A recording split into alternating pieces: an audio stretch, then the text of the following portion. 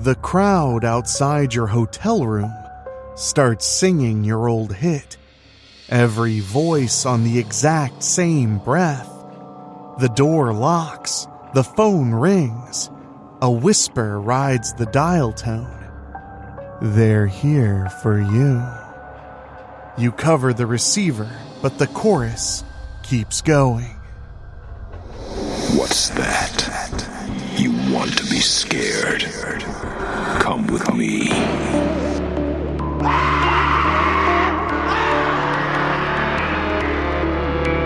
You will experience tales of horror, ghosts, and death.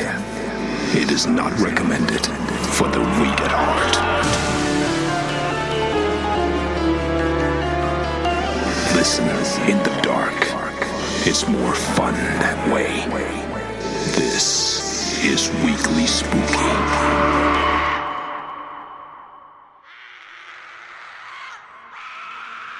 Hello, my spookies. It's Wednesday, and you know what that means. It's time for a little spooky in your weekly. I'm your host and narrator, Enrique Couto, and tonight's story is a little different and a lot of fun. And it's from a brand new author, so make sure you stick around and give it a listen. But before we get to that, I want to say thank you all so much for joining us as we head out of spooky season and into, well, winter, which brings about its own spooky trials and tribulations. We have so much scare to share, so make sure you're subscribed on your favorite podcasting app. Also, a huge thank you to everybody who's taking advantage of our new sponsors, especially Cozy Earth. Several of you spookies have headed to CozyEarth.com and gotten yourself something really comfy to enjoy the winter months, whether it's bedding or loungewear or my favorite, bathrobes. And you got 41% off your first order by using promo code SPOOKY. Not only do you get to save a bit of money and get something comfy, but every purchase directly supports the show. So if you haven't already, check out CozyEarth.com, and if you find something you want, well, get 41% off with promo code SPOOKY. Thank you, Cozy Earth, for supporting the podcast. But now, as for tonight, imagine a song you wrote when you were young, louder than sleep, brighter than fame. Now, picture it coming back on a cold night. Not on the radio, but from 1,000 open mouths beneath your window. What if the chorus wasn't a memory at all, but a kind of summoning? What if the encore didn't end until you did? Tonight we strike a match for a rock legend who learns that some hits don't fade. In fact, they feed.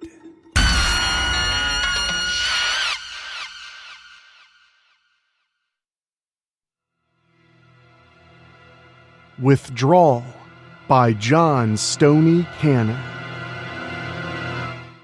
Some things never change, and even after every hot minute, the weight always seems to remain. Oh, the scene has been reset, that's for sure. His lone platinum single record adorning a wall once covered with classic albums, now drenched in the images of prepubescent teeny bopper divas that can barely sing their own songs, staring back at him. But the weight, even when Sammy was at the top of his game, Sid would make him stew, so why would shit be any different decades later? His sarcastic thought fading into an internal chuckle, just as Sammy heard the door open up behind him. Well, be still, my once-teen hormones, if it isn't the one and only legendary Sammy Scar. You sure don't sound like Sid, responded Sammy, without a glance or a hint of interest. You ship him off to babysit Vince Neil or something? Last name's Vane, said the middle-aged woman, as she sat on the desk and crossed her mostly bare legs. But I'm cool if you call me Sherry, and Sid is off babysitting your newfound popularity. Seems that old single of yours has come back from the dead. No one really knows why, but since this past Friday, it's suddenly become the most streamed song of all time. Streamed? Chuckled Sammy, still looking down. Didn't they piss on my music enough when they stopped buying my records in 1990? Well, you know what they say, Sammy. Some scars never ever go away. Well, actually, Miss Vane, they just become scabs on classic rock radio to be picked at every once in a while. Well, actually, Mr. Scar, snarled Sherry as she leaned in, dangerously close. The kind of attention you're suddenly getting again, Sid thinks might be a revival, the likes of Tina Turner or Cher back in the 80s. Well, I don't think so, Cher. They both got way better gams than I do. Besides, I'm currently way more interested in a long overdue meal at one of my fave haunts, so for the next couple of hours, pretty sure Sid'll know where to find me.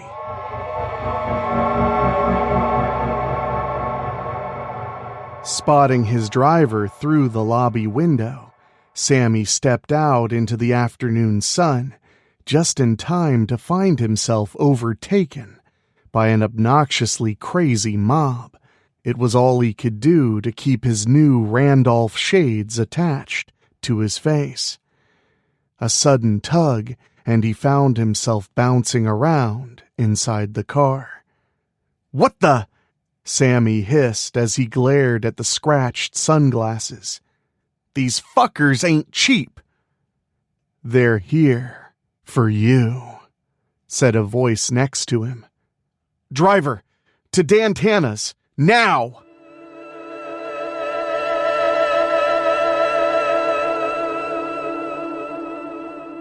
It had been a good long while since Sammy had tasted the bracciola, each bite taking him back in time. In the early 80s, simply walking through the door was as good as any reservation. Same out-of-the-way back table a refuge from the screaming teenage girls clamoring to hear that one song. That one fucking song. And while it never fully disappeared from the airwaves over the years, for some crazy reason, Withdrawal was all the rage once again. "Who the fuck wants to hear that song now?" mumbled Benny between bites. "Their granddaughters?" "Nostalgia, my friend," answered Sid as he sat down. "Same chicks, just older, and hanging on to the past for dear life, I guess. Woke up Friday and you were a friendly old radio staple, and by the end of the day, you were the hottest thing in music all over again.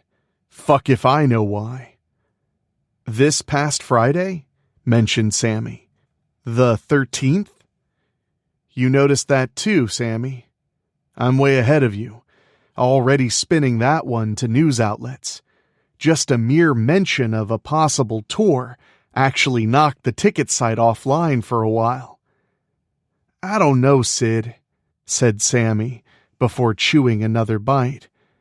"It was fun 10 years ago to play those 5,000-seat outdoor spots, but these days, royalties almost pay just enough for me to be able to just sit at home, squat my bare ass on the terrace, and stare at the beach."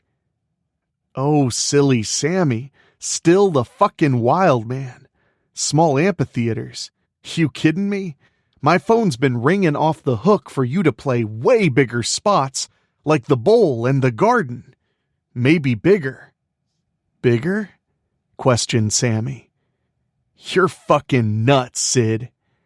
A sudden commotion sliced through the conversation as the hostess nervously walked over and clued the two men of the growing congregation outside. "See, Sammy? This is what I'm talking about," Sid spit out before barking into the phone. "I need you to pull around back now. Let's get Mr. Scar to the Sunset immediately." "Come on, Sid. I'm not even done with my Now, Sammy!" Even the updated decor at the Sunset Marquee didn't keep Sammy from feeling at home, as if all the cigarette smoke and sexual tension that over the years seeped into the walls somehow remained. The haunted voices of the past kiss-stained into the fabric of each space. Every single sweaty rock and roll orgy and manic coke binge. Being able to get a room overlooking the boulevard and the addition of a vintage radio during the stay only added to the notorious, glorious vibe. Sammy always looked forward to soaking up the decadent aura and the chance to once again tune in to KLOS, a station rocking the area since the early 70s. Southern California's rock and roll radio, 95.5 KLOS, and that was the heart of rock and roll from Huey Lewis and the News. This is Gino Michelini feeding your withdrawal symptoms with a new track from Sammy Scar. "New track, my ass," grumbled Sammy. "Maybe a new life. Not even the best song I ever put out, for fucking out loud. Sheesh. Weird, though. I thought Gino passed away last year." Sammy closed his eyes as the old tunes played on the radio, and he felt himself fade away, back into 1984. Just before the big bang of stardom, when he could walk the half a mile or so to the Whiskey A Go-Go without so much as a bother. A routine he picked back up that helped him deal with the bitterness of the glitter fading in the 90s. The end of his 15 minutes of stardom cushioned by the consolation prize of his returned privacy. A smile coming across his face as he slid on his kicks in preparation for the short, breezy trek to the legendary venue.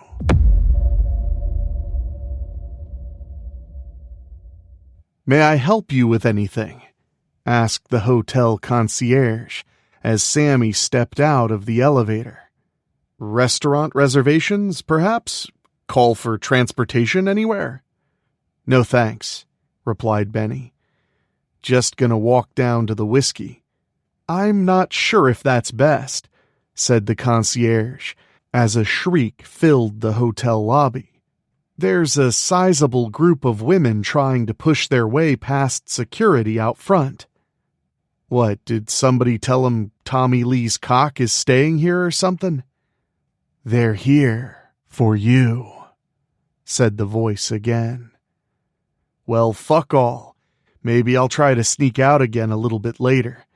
Can you send up a nice bottle of Cabernet when you get a chance?" "Very good, sir. Right away."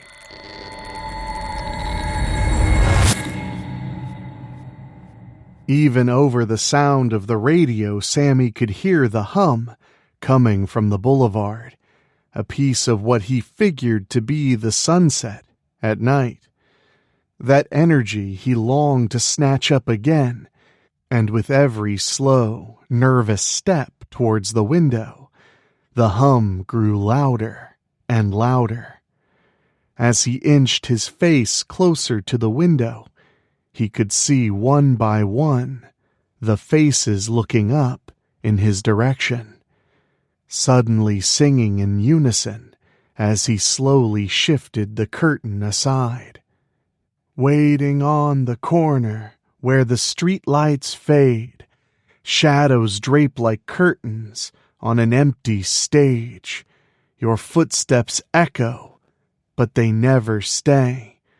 Just whispers in the wild, a ghost of yesterday. For a brief moment, Sammy could picture the crowd in their younger skin, and the energy left his body. Closing the curtains and his eyes, he stumbled back against the hotel room wall as that voice slid through his head. They're here for you. Here for you. They're here for you, Sammy. Who's here? Sammy mumbled as he shook from his sleep. Looking up from his horizontal spot on the shaggy hotel room floor, Sammy could only see a pair of bare legs coming down from the front of the bed, confusing him even further. Brunch time is here, laughed Sherry, looking down. Sid is waiting downstairs in Cavatina. There's plotting and scheming to be had. Think you can get yourself together, or do I need to? Tell Sid I'll be down in 30. Miss Vane. Sure. You don't need help in the shower? Just 30, grumbled Sammy as he opened the door. Order me a mimosa, if you don't mind. Just a glass, or? Asked Sherry, holding up the empty wine bottle, drawing no response from Sammy. One mimosa coming up, Rockstar. As he exited the elevator into the lobby, it was obvious to Sammy that even just another day later, something was different. Not only was there more hotel staff than usual, but after years of invisible peace as he walked through crowds, this morning he found himself nodding endlessly to glances and greetings from everyone he passed. In his 20s, Sammy would have strutted like a peacock, but now at almost 60, he felt on the edge of uneasy. Fucking annoyed, actually. Strange. Even as he grabbed his seat, Sammy pointed back towards the restaurant entrance. It's like an episode of The Twilight Zone out there. Twilight Zone, replied Sid. I know it's early, but Sherry, how about we get this guy a cup of coffee? No, I'm good with this, Sammy mumbled, holding up the glass of mimosa. Guess I'm just not used to being out and about early enough for people to say good morning to me. They're here for you. What's that? Said a startled Sammy, almost knocking his glass over. Did you hear that? The waitress asked what she could get for you, smirked Sherry. Yeah, sorry, stammered Sammy. Steak and eggs, medium across the board. Thanks. See, some things never change, Sid chuckled as he looked at Sherry. This guy, always with the medium steak and eggs. Well, Sid, I figured it must be a special occasion, you bringing a date and all. Funny you bring that up, Mr. Scar, added Sherry. A date, that is. Why, Miss Vane, we just met. Look, Sammy, Sid spit out as he shook his head. For some unholy goddamn reason, you're hot shit again. Sherry and I are just here to make sure that you get a piece of this unexpected action before it turns back into popular culture fertilizer again. Well, Sydney, chuckled Sammy before taking a bite of steak. At least I can always count on you to shoot the shit straight with me. Sammy sat quietly, eating his food, as Sid and Sherry babbled on and on about the possibilities of the hot minute. A full-mouth smile and nod in response to suggestions like talk show appearances, concerts, even meet and greets, only nearly choking when the subject of new music came up. Sammy tried to spit out. Are you kidding me? New music? No one gives two shit about any new music from me. Well, not actually new Sammy Scar music, per se, chuckled Sid, as Sherry put her hand on Sammy's knee, underneath the table.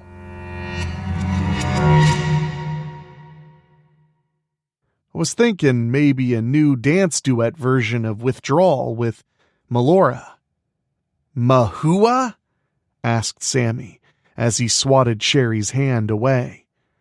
Melora, teen pop singer that sings that hit song, Ya Fussin' Is Bussin'. She totally slayed at the MVAs this year, added Sid. One of the hottest things going with the kids at the moment. Yeah, no dice, snarled Sammy. My audience, at least what's fucking left of it, haven't been kids in about 4 decades. But they're still kids at heart, with their own kids and That's a solid no, Sid. I don't care how fussin', tussin', or whatever kind of ussin' she is. She's bussin', snapped Sherry. She can bus her ass somewhere else for all I care. Waiter, another mimosa, please. Well, I guess that means no new music, Sherry pouted. Well, wait a hot minute, pondered Sammy. You mentioned doing a remastered greatest hits kind of thing. What if I give you guys an unheard, unreleased tune as a bonus track? Unreleased? Asked Sid curiously. Stars and Scars. You know the song that the label wouldn't let me release as a follow-up single to Withdrawal? They shit all over that one, but do you know how many times over the years someone has tried to get their hands on the master? What that nutcase you found in your house was looking for? Nutcase? Asked Sherry. Oh yeah, said Sammy, shaking his head. As the cops and the white coats were dragging her out, she just kept screaming over and over, By moon and star I claim your light. Pretty bizarro shit. Really? Questioned Sherry, her interest now piqued. Really, replied Sid. Think the headline in the Inquisitor read something like, Insane fan puts curse on Rockstar. Last we ever heard from that cuckoo, probably still locked up. Or dead, added Sammy, as he glanced at Sherry. Talk about some throw away the fucking key crazy-ass shit. Oh, how deliciously wicked. Time turns the pages, but the story's torn. I'm painting memories on a canvas worn. Every second's a needle, every hour's a thorn. Withdrawal from your love leaves me battered and torn. Click. God, if I never hear that song on the radio again. While the music business often left him feeling cold and jaded, returning to his home on Block Island was anything but for Sammy. Mornings spent sipping coffee, overlooking the ocean from his terrace as the wind softly massaged his scalp, never once causing him to feel stir-crazy, despite his past rock and roll lifestyle. Ferry access only to the Rhode Island spot kept the beaches quiet, with the only passerby being the occasional resident jogger or dog walker. Often Sammy would lean his head back and close his eyes, leaving himself to only the sound of the ocean and the rhythm of the breeze, an infinite lullaby, as his Anila would call it, as they cuddled up overlooking the waves while she was still of this earth. On perfect mornings like this, as Sammy sat with his eyes sealed, the wind could engulf him and make him feel like he was sitting with her, arms around him still. They're here for you. Who's there? Spit out a startled Sammy. Anila?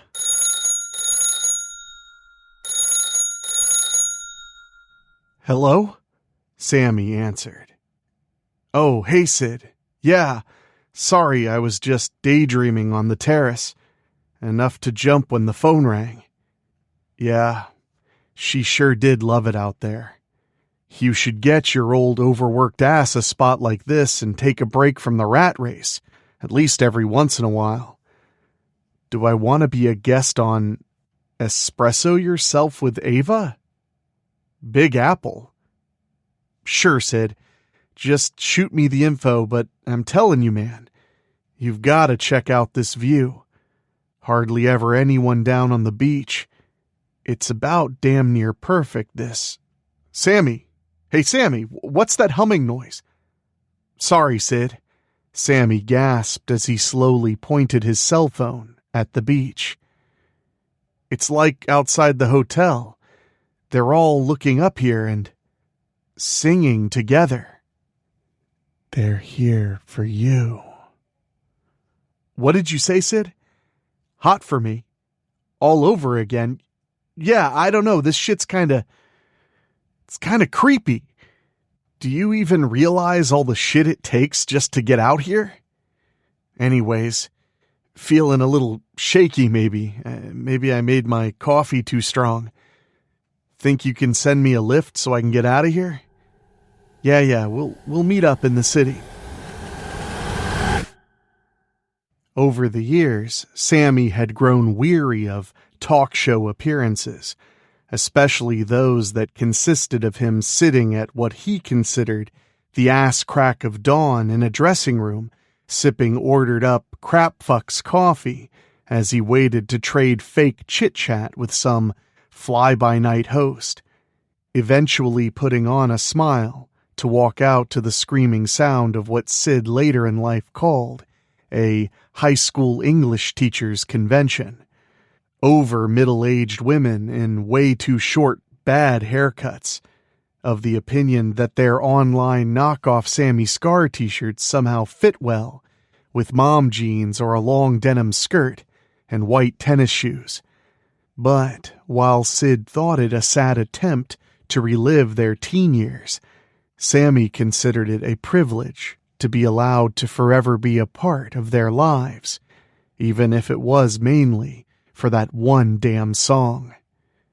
He even eventually, well, mostly, got over the fact that they stopped buying his records once the 90s hit.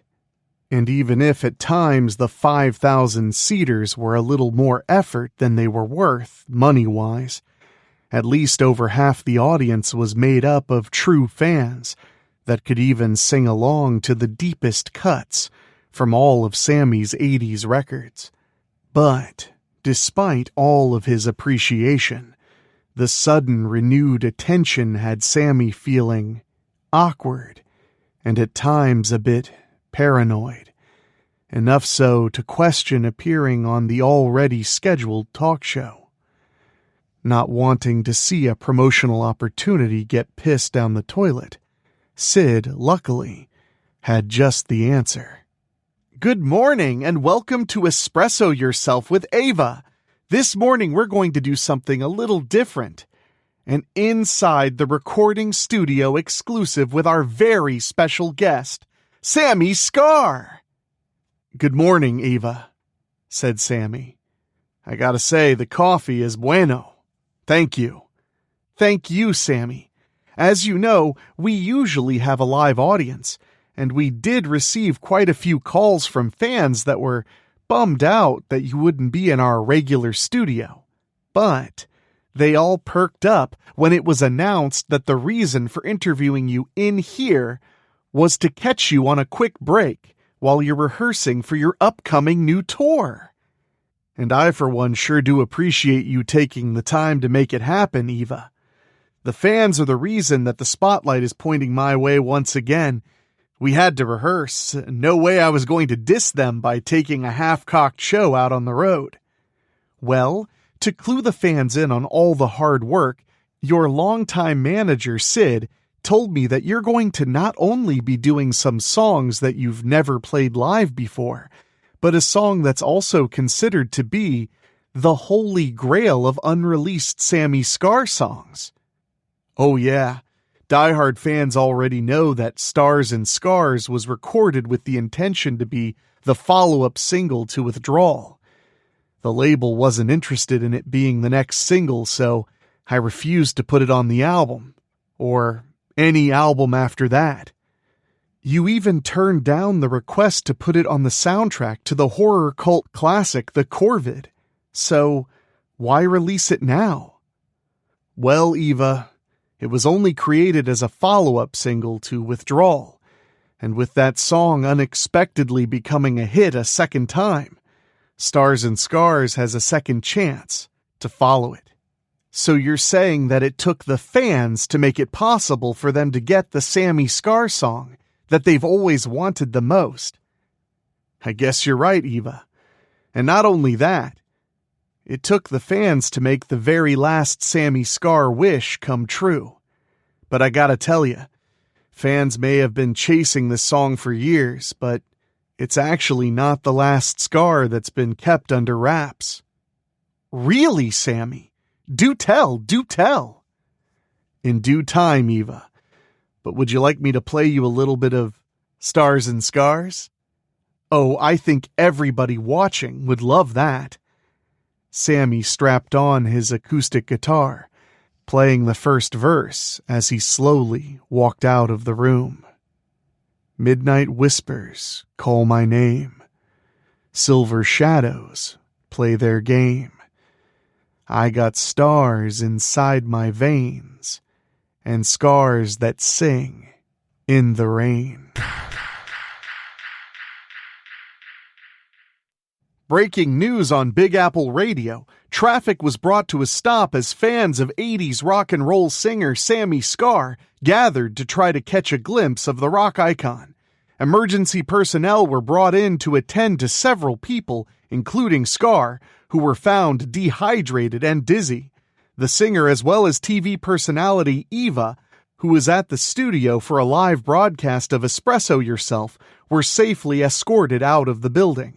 It's been reported that following the departure of Sammy Scar, fans outside seemed confused and delirious. It was a little after noon the next day when Sammy checked out of the ER and was wheeled out the employee entrance to avoid the fans lingering in the hospital lobby. Having proudly tossed aside the cigarettes and heavy liquor decades ago, the doctor's suggestion to combat his recent bouts of fatigue and dizziness amounted to nothing more than Sammy upping his water intake and maybe cutting back on sugar and caffeine. Sammy regularly walked or jogged on the beach, and the doctors actually appreciated his occasional glass of wine, so the best that could be figured is that due to nearing 60, Sammy just needed to take a little better care of himself. "Thank you, Sid, for the lift," laughed Sammy as he slid into the limo. "I'm so over all the poking and prodding." "Sid?" cooed Sherry as she pressed against Sammy. "Kinda weird, but I can work with weird. Maybe you'd rather be the one doing the poking and prodding." "I appreciate the offer, but I think I'll just go back in and call a cab." "I don't think that's going to happen," teased Sherry, as she pointed to the faces pressed against the window. "But don't mind them. They can't see us." "And there's not going to be anything to see," sneered Sammy. "Hey, driver, get us out of here." "They're here for you." "That's what I keep hearing," mumbled Sammy as he stared out the window. "That's what I keep hearing." Sherry playfully pouted as she scooted away and fixed her skirt, while Sammy twisted the radio dial. He wasn't totally oblivious that, even at almost 50, Sherry was a gorgeous woman, with legs for miles. He just didn't have any use for the drama that even a quick handjob on the rock and roll clock might create. No use for anything short of what he shared with Anila. A love of a lifetime that he deemed impossible to find ever again. Now, all that was left was for him to give himself back to rock and roll. Hey, this is Roxy Roller on the Big A, coming at you live with the huge announcement the world has been waiting for. This Saturday, Times Square, 9 p.m. in super huge, loud, live-in color. Never before heard, just before its release, the world premiere of long-sought-out 1985 Sammy Scar song, Stars and Scars. And not just the song, kiddies. Are you ready for this? Turns out that 40 years ago, Sammy and his band secretly filmed a video to promote the tune Stars and Scars, a video buried so deep that no one, including the bigwigs at the record label, knew it even existed. Until now. Times Square will be blocked off, so join Big Apple Radio right there. See Sammy, Crash, DC, and the late BP Mins together again thanks to never-before-seen footage. And if you can't make it out, don't whine and pout. Check your cable provider or streaming service to find out how you can watch this very special live event. And now, hey, back to rock and roll on the Big A. So I take it you and Sid worked out some outlandish plan for us to watch this whole fucking spectacle, right? Oh, you know it, spit out Sherry. A private rooftop bash overlooking Times Square. From where we'll be, you won't miss a thing. Might even be able to see the moon, every star, and all the lights. Nice, mumbled Sammy, turning back towards the window. 40 years, huh? Guess better late than fucking never. Clock hands move, but the moments repeat, like a broken record stuck on defeat. I trace the outline where your lips used to meet. Now it's just the cold and the pulse in my feet. Times Square rocked with the sound of Big Apple Radio, bolstered by the addition of an on-screen presentation, courtesy of Sammy himself. From high above, Sammy, Sid, and Sherry, along with a cast of label heads and celebs, watched as the energy of the crowd below intensified, until minutes before 9, when a video package detailing Sammy's rise caused the whole of Times Square to literally go fucking nuts, leveling to a deep hum as from his perch, Sammy watched his much older self on the screen, the size of a skyscraper. Tonight, friends, because of each other, we come clean. Scars that have been waiting decades to heal. We are ready, yes? The crowd roared a yes in response. Stars and scars, they write my tale, light the sky or burn the sail. Every wound just shines so bright, like constellations in the night. I give you now the video premiere of Stars and Scars. It was all Sammy could do to hold back tears as Times Square became eerily silent, broken by the cheers applauding the image of a young Sammy, a troubadour's risen serenade falling from his bloody lips. Midnight whispers call my name. Silver shadows play their game. I got stars inside my veins and scars that sing in the rain. Highway lines and rusted dreams, broken guitars and kerosene. I danced with fire, stole the moon. Now I hum a wounded tune. It was almost as if Sammy blinked once, and the moment was gone.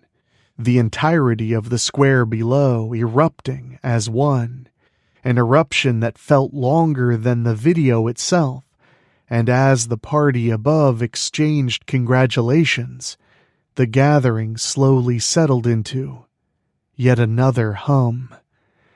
Sammy suddenly froze as he looked down into the square. "Hey, Sid," called Sammy without looking away from the street beneath his sight. "Didn't you say that my appearance at this whole shindig would be kept secret?" Yeah, Sammy," Sid replied. "No one knows we're up here. No press, paparazzi, nobody." "Then what's this?" "What's what, Sammy?" "That!" Sammy pointed down to a large group turned away from the video screen and staring up Sammy's way. "Why the fuck are they looking up here?" "Fuck if I know, Sammy," sneered Sid. "They're your fans." "They're here for you." "What did you say?" Sammy hollered, nearly knocking over Sherry. "I said, what's wrong with you, Sammy? You look pale." "I don't know. I feel like someone might have put something in my drink."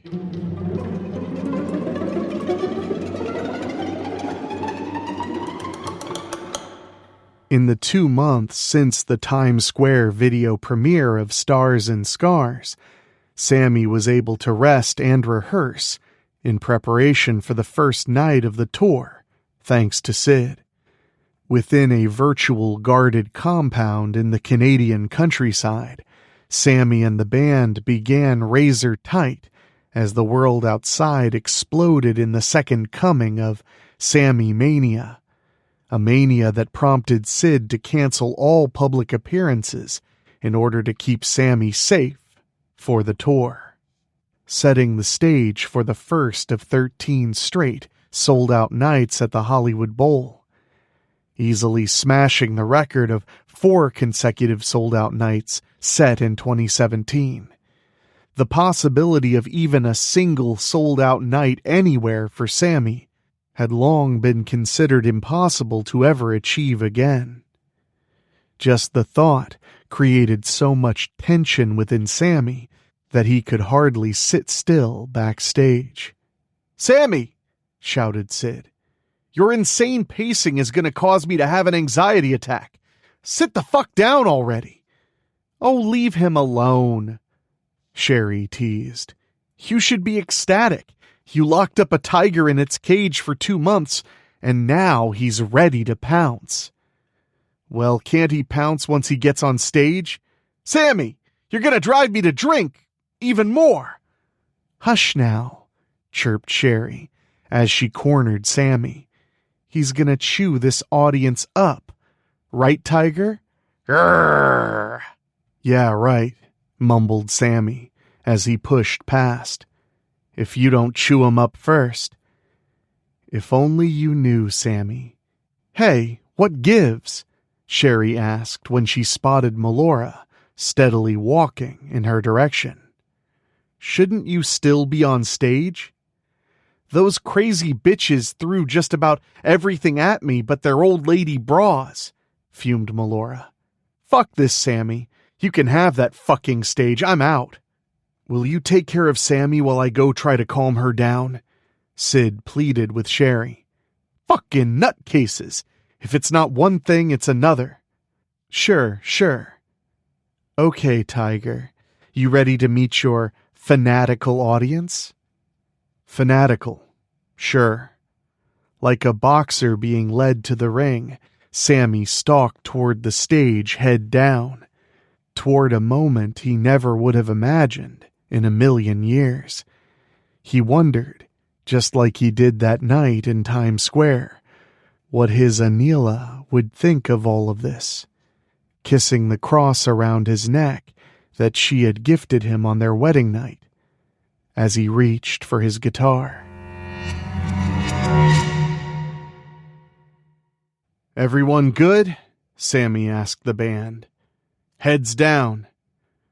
"Go get him, Tiger," snarled Sherry as Sammy started his rock and roll prep talk. "Go get him." "Never thought we'd be here again, and I'm grateful for those of you who stuck around to see it, and excited for those of you who only heard the stories and now get to experience it. We're here tonight because of the people right out there that we're about to come face to face with. Let's show them our thanks with all that we have to give.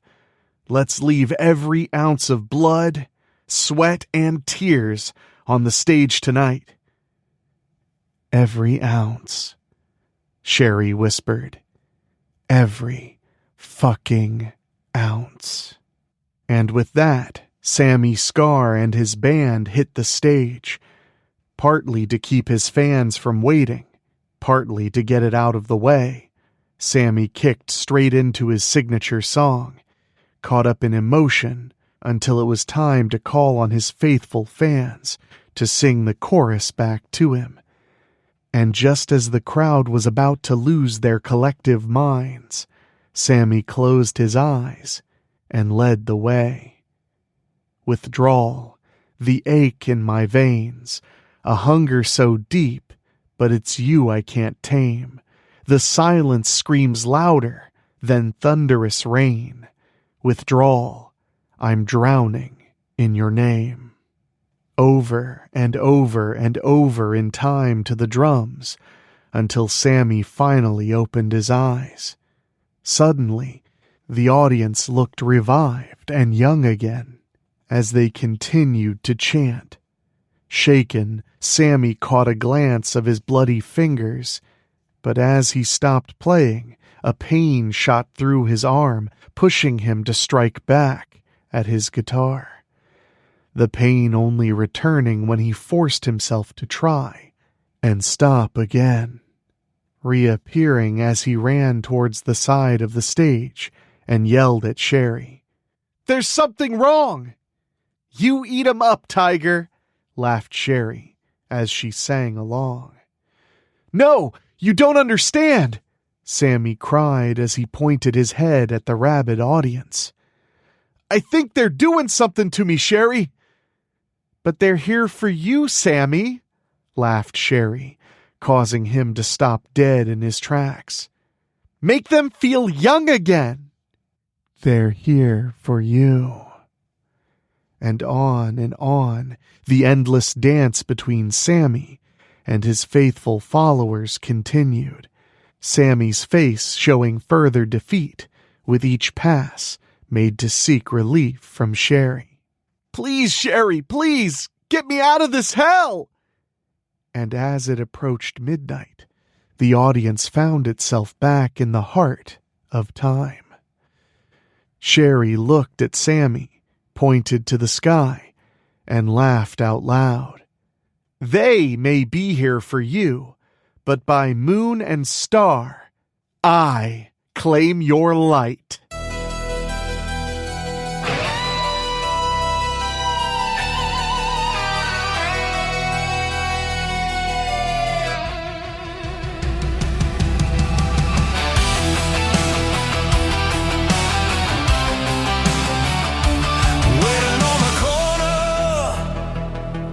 Where the street lights fade, shadows drape like curtains on an empty stage. Your footsteps echo, but they never stay. Just whispers in the wind, a ghost of yesterday. Time turns the pages, but the story's torn. I'm painting memories on a canvas worn. Every second's a needle, every hour's a thorn. Withdrawal from your love leaves me battered and torn.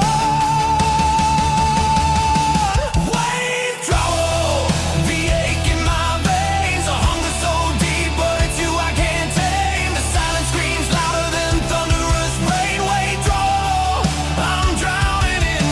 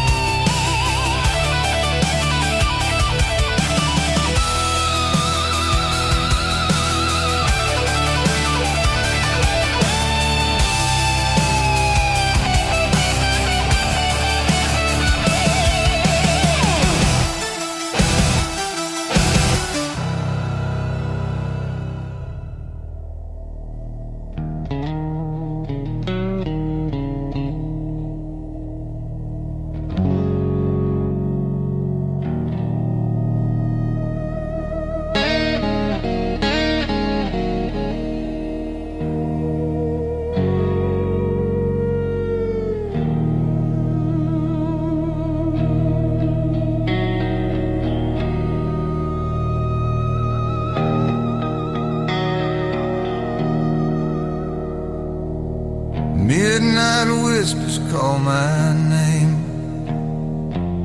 Silver shadows play their game. I got stars inside my veins, and scars that sing in the rain.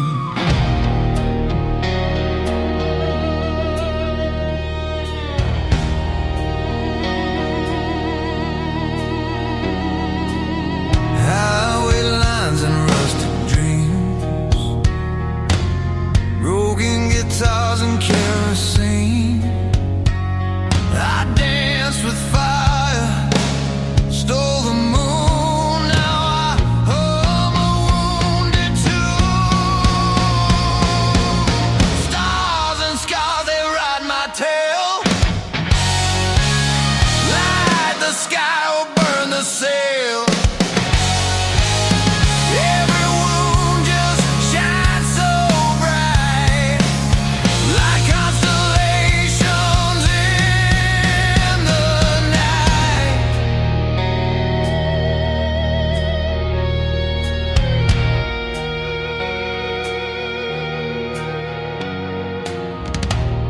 Oh, the clock, it ticks so slow.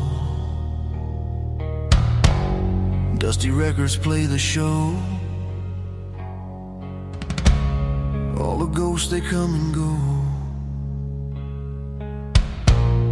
leaving marks where roses grow.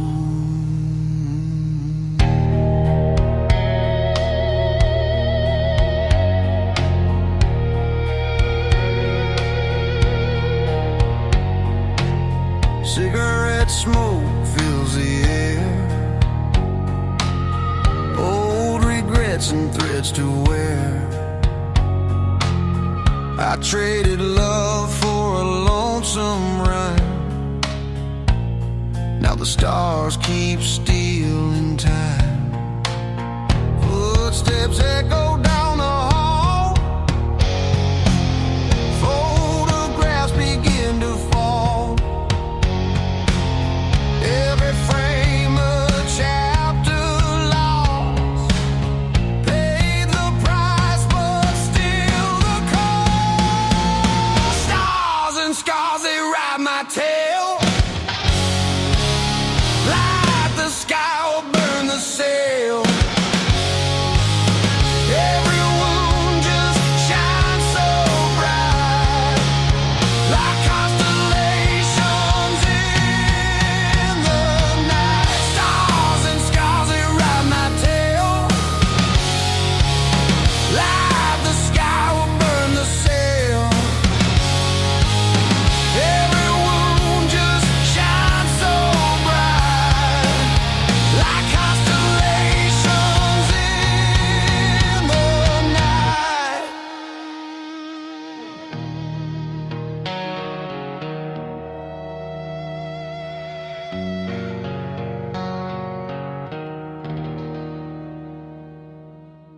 And that, my spookies, was Withdrawal. Huge thanks to John Stoney Cannon for his first tale on Weekly Spooky. Welcome to the club, John. And if you listening have a story you'd like us to take a look at, send it over to weeklyspooky@gmail.com. And if you dug tonight's Cursed Encore, share the show with a friend who still has their old tour t-shirts. And maybe keep the volume down for a little while. Also, my spookies, this Friday we switch gears on cutting deep into horror as Rachel and I carve into Bitter Feast from 2010, perfectly timed for Thanksgiving. It's a sharp, food-fueled thriller with revenge on the menu. We'll talk all about culinary carnage, kitchen nightmares, and whether it pairs best with leftovers or takeout. So subscribe so you don't miss a bite. And next Monday, we'll have a very special Terrifying and True about the deep-seated spiritual fears of the Pilgrims and the Indians.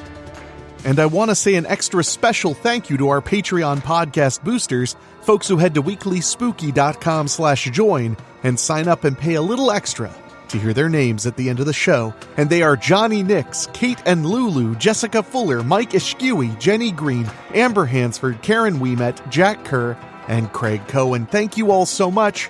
And if you head to weeklyspooky.com/join right now for as little as $1 a month, you get 2 bonus episodes every single month, and so much more. Over 5 years of creepypasta readings and audiobooks just for you at weeklyspooky.com/join.